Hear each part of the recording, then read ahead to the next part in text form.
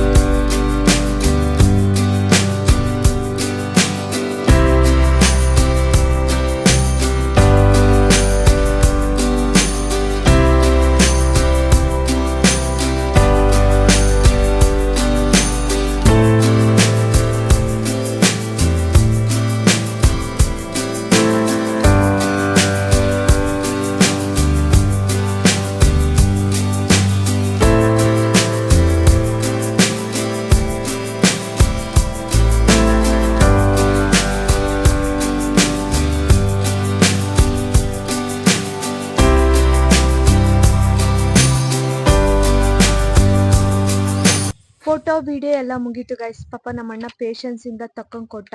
ಹಂಗೆ ಬೇಡ, ಹಿಂಗೆ ಬೇಡ, ಹಂಗೆ ತಗೊಂಡು ಕೊಡು ಅಂತ ಅಂದೆ, ಬಟ್ ಏನೂ ಅನ್ನಲಿಲ್ಲ, ತಕ್ಕೊಂಡು ಕೊಟ್ಟ. ಪಾಪ ಪ್ರತಿ ಸಲನೂ ನನಗೆ ಫೋಟೋಸ್ ವೀಡಿಯೋಸ್ ಎಲ್ಲ ತುಂಬ ಚೆನ್ನಾಗಿ ತಕ್ಕೊಂಡು ಕೊಡ್ತಾನೆ. ಬಟ್ ಈ ಸತಿ ಅಷ್ಟು ಸ್ಯಾಟಿಸ್ಫೈ ಆಗಲಿಲ್ಲ. ನಾವು ಮನೆ ಬಿಟ್ಟಾಗ 10 ಗಂಟೆ ಆಗೋಗಿತ್ತು, ಫುಲ್ ಟೈಮ್ ಆಗೋಗಿತ್ತು.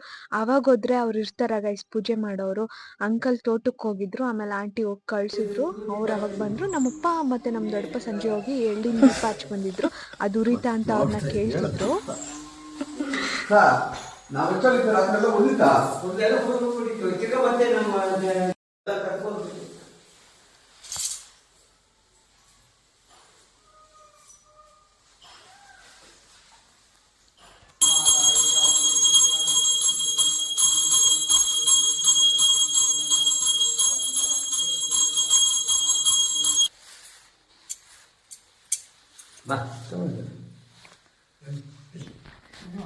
ಪೂಜೆ ಎಲ್ಲ ಮುಗೀತು. ಅಂಕಲ್ ಬಂದು ಪೂಜೆ ಮಾಡ್ಕೊಂಡು ಕೊಟ್ಟರು. ನೆಕ್ಸ್ಟ್ ಇನ್ನೊಂದು ದೇವಸ್ಥಾನಕ್ಕೆ ಹೊರಟು.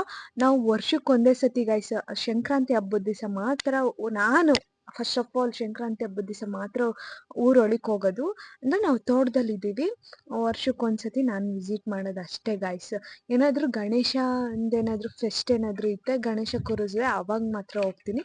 ಬಟ್ ದೇವಸ್ಥಾನಕ್ಕೆ ವಿಸಿಟ್ ಮಾಡೋದು ವರ್ಷಕ್ಕೆ ಒಂದೇ ಸತಿ, ಅದು ಹಬ್ಬದ ದಿನ. ನೆಕ್ಸ್ಟ್ ಗ್ರಾಮ ದೇವತೆಗೆ ಬಂದು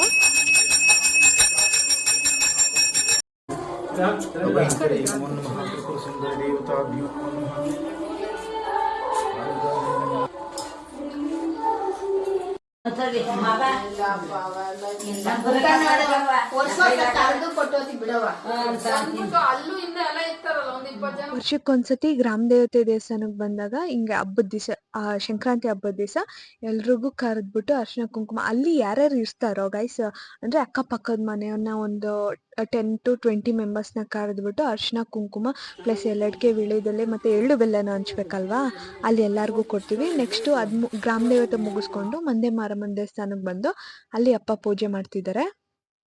ಅಲ್ಲೆಲ್ಲ ಪೂಜೆ ಮುಗಿಸ್ಕೊಂಬಂದು ನೆಕ್ಸ್ಟ್ ಶನಿ ಮಹಾತ್ಮ ದೇವಸ್ಥಾನಕ್ಕೆ ಬಂದು ಅಲ್ಲೇ ಪಕ್ಕದಲ್ಲಿ ಆಂಜನೇಯನ ದೇವಸ್ಥಾನ ಐತೆ.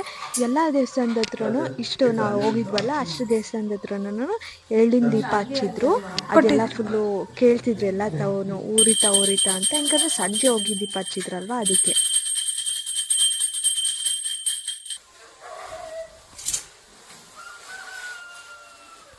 ಅವ ಐದಾರು ಸ್ಟವಲ್ಲಿ ಬಿಟ್ರು. ಅವ ಪೊಂಗಲ್ ಮಾಡಿ ನಾವು. ಹೌದಾ?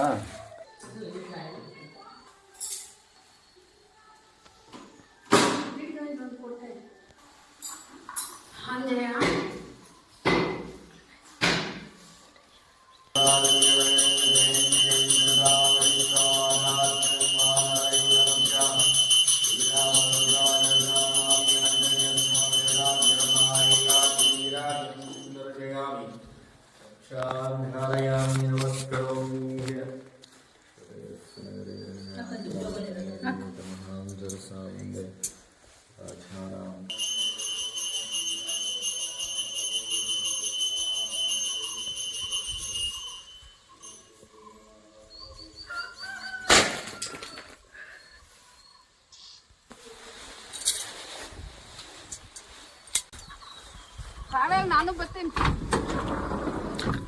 ನಿನ್ನೆನೇ ಯಾಕೆ ಕರ್ಕೊಂಡು ಹೋಗ್ತಾರೆ? ಎಲ್ಲಾ ದೇವಸ್ಥಾನ ವಿಸಿಟ್ ಮಾಡ್ಬಿಟ್ಟು ಡೈರೆಕ್ಟ್ ನಾಗರ ಹತ್ರ ಬಂದೋ ಗೈಸ್. ಯಾಕಂದ್ರೆ ನಾಗರ ಪೂಜೆ ಫಸ್ಟೇ ನಾವು ನಾಗರ ಪೂಜೆ ಮಾಡಿದ್ರೆ ಎಲ್ಲಾ ದೇವಸ್ಥಾನಕ್ಕೂ ಹೋಗಿ ಅಂದ್ರೆ ಗರುಡ ಸ್ವಾಮಿ ಮಾಡ್ತಾರಲ್ಲ ಅವ್ರಿಗೆಲ್ಲ ನಾವು ಎಲ್ಲಡಿಕೆ ಬಾಳೆಹಣ್ಣು ಹಂಗೆಲ್ಲ ಕೊಡಂಗಿಲ್ಲ. ಅದಕ್ಕೆ ಫಸ್ಟೇನೆ ನಾವು ದೇವಸ್ಥಾನಕ್ಕೆಲ್ಲ ಮುಗಿಸ್ಕೊಂಡು ಆಮೇಲೆ ನಾಗರ ಹತ್ರ ಬರ್ತೀವಿ. ನಾಗರ ಹತ್ರ ಬರೋ ಅಷ್ಟಕ್ಕೆ ಟೈಮ್ ಆಗೋಗ್ಬಿಟ್ಟಿತ್ತು. ಬಿಸಿಲು ನೋಡಿ ಗೈಸ್ ಹೆಂಗ್ ಹೊಡಿತೈತೆ, ಸಿಕ್ಕಾಬಟ್ಟೆ ಬಿಸಿಲು. ಅಲ್ಲಿ ನೆರಳು ನೆರಳಿಲ್ಲ. ಅಲ್ಲೇ ನಾಗರ ಇರೋದು ಅಂದ್ರೆ ಉತ್ತ ಇರತ್ತವೆ ನಾವು ಪೂಜೆ ಮಾಡ್ಬೇಕು. ಪ್ರತಿ ವರ್ಷನೂ ನಾವು ಅಲ್ಲೇ ಮಾಡೋದು. ಇಷ್ಟಿಷ್ಟೇ ಬೆಳೀತಾನೆ ಇದೆ. ನಾವು ಲಾಸ್ಟ್ ಇಯರ್ ನೋಡಿದಾಗ ಸ್ವಲ್ಪ ಚಿಕ್ಕದಿತ್ತು, ಈ ಇಯರ್ ಚೆನ್ನಾಗಿದೆ. ಅಂಡ್ ನೆಕ್ಸ್ಟ್ ಎಲ್ಲ ರೆಡಿ ಮಾಡ್ತಿದ್ರು, ಹೂವ ಗೆಜ್ಜಸ್ತ್ರ ಎಲ್ಲ ಪ್ರತಿ ಒಂದು ರೆಡಿ ಮಾಡ್ತಿದ್ರು. ಅವಳು ಬಾಣವರದಲ್ಲಿಲ್ಲ, ಬೆಂಗಳೂರಲ್ಲಿ ಓದ್ತಾವಳೆ ಇಂಜಿನಿಯರಿಂಗ್. ಪಾವನ ಗಂಗಾ ಅವ್ರನ್ನ ಕೇಳ್ತಾ ಇದ್ದಾರೆ. ಹೋಗ್ ಬನ್ನಿ.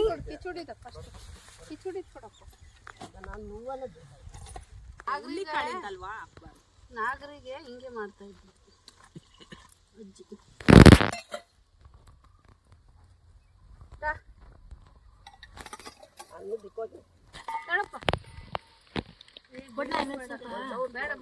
ಆದ್ರೂನೆ ಮಿಕ್ಸ್ ಮಾಡ್ಕೊಂಡೆ ತಿನ್ನೋದು. ಹಾ ಹ್ಞೂ ಅಪ್ಪ, ಅಭಿ ಕಾಲ್ ಮಾಡಿದ್ದೀನಿ. ಉರಿತೈತೆ.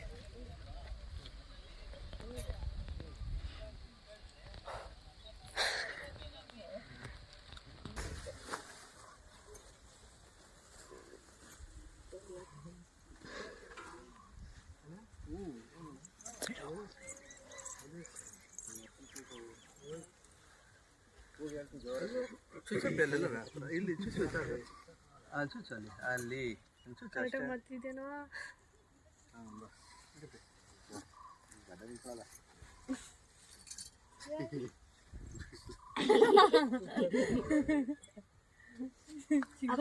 ಸ್ವಲ್ಪ ಬೀಳ್ತಾ ಇಲ್ಲ ಇವಾಗ.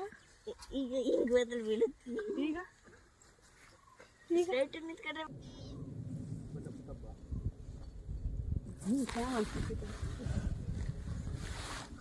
ಬಾ ಬಿಡು ಬೇಗ. ಅದು ಐದು ಬಿಡು. ಹಾ ಅಲ್ಲೇ ಬಿಡು. ಇಸ್ಕೊಳ್ರಿ.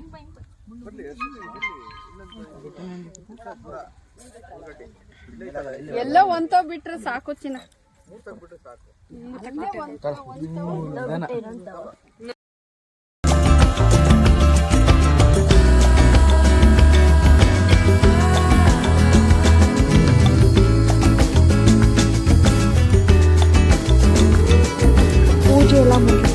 ಪೂಜೆ ಮುಗಿಯೋಷ್ಟೊತ್ತಿಗೆ 12 ಗಂಟೆ ಆಗಿತ್ತು. ಬೆಳಗ್ಗೆಯಿಂದ ಯಾರೂ ಏನು ತಿಂದಿರಲ್ಲ, ಉಪವಾಸ ಇರ್ತಾರೆ ಎಲ್ರೂ. ಹಾಗಾಗಿ ಪೂಜೆ ಮುಗಿಸ್ಕೊಂಡು ಡೈರೆಕ್ಟು ಊಟ ಎಲ್ಲ ಒಟ್ಟಿಗೆ. ಈ ಥರ ವರ್ಷಕ್ಕೊಂದ್ಸತಿ ಗೈಸ್ ನಾವು ಊಟ ಮಾಡೋದು ಎಲ್ಲರೂ ಒಟ್ಟಿಗೆ ಸೇರಿ. ಅಂದರೆ ನಮ್ಮ ಅಪ್ಪ ಅವರ ಇನ್ನೊಬ್ಬರು ಅಣ್ಣ ಪ್ಲಸ್ ನಾವು ಎಲ್ಲ ಸೇರಿ ಒಟ್ಟಿಗೆ ಊಟ ಮಾಡ್ತೀವಿ. ಇನ್ನೊಬ್ರು ಇರಬೇಕಾಗಿತ್ತು, ಬಟ್ ಅವರು ಮಾರ್ನಿಂಗ್ ಟೈಮೇನೇ ಪೂಜೆ ಮಾಡಿಬಿಡ್ತಾರೆ. ಅಂದರೆ ಅಣ್ಣಂಗೆ ಆಫೀಸ್ ಇರುತ್ತೆ ಅಂತ ಬೇಗ ಪೂಜೆ ಮುಗಿಸ್ಕೊಂಡು ಹೋಗ್ತಾರೆ. ಆ್ಯಂಡ್ ಎಲ್ಲರೂ ಈ ಥರ ಒಟ್ಟಿಗೆ ಮಾತಾಡಿಕೊಂಡು ಊಟ ಮಾಡಿದ್ರೆ ಎಷ್ಟು ಚೆಂದ ಇರುತ್ತೆ ಅಲ್ವಾ ಗೈಸ್, ಆ ಫೀಲೇ ಬೇರೆ.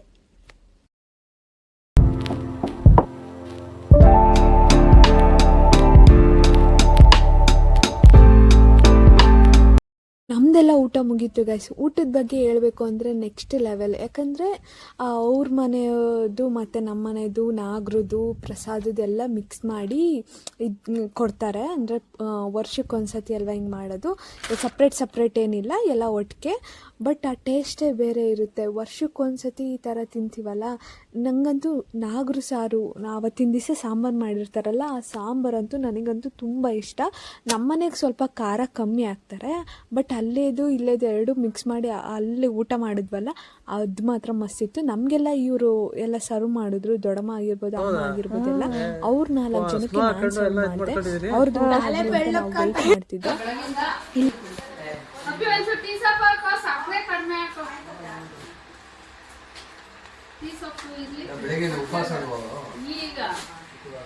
ಅವೆಲ್ಲ ಮುಗಿಸ್ಕೊಂಡು ಊಟ ಎಲ್ಲ ಮುಗಿಸ್ಕೊಂಡು ಡೈರೆಕ್ಟ್ ದೊಡ್ಡಪ್ಪ ಅವ್ರ ಮನೆ ಹತ್ರಕ್ಕೆ ಬರ್ತೀವಿ. ಯಾಕಂದರೆ ಅಲ್ಲೇ ದೊಡ್ಡಪ್ಪ ಅವ್ರ ಮನೆ ಹತ್ರನೇ ಊಟ ಇರೋದು.